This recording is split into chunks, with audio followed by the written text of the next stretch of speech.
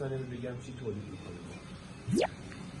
ارزم به حضورتون یه بیاندازها تو رنگ بندی مختلف و سایزهای مختلف می‌بینید ملاحظه رنگ‌بندی مسافرتی. این مدل فومدارشه، یه فوم اینجا، یه فوم هم چرخ، اونم بسته بندیش.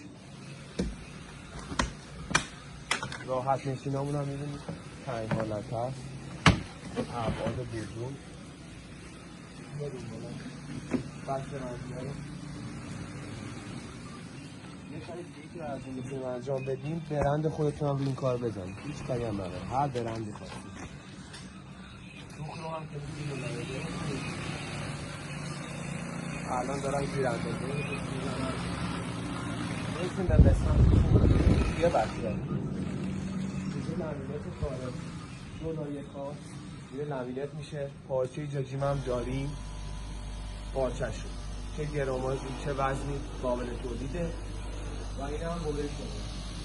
کاری بسیار دقیق و حساس. هر نوع محصولی خواستید تو حوزه کمپینگ ما هست.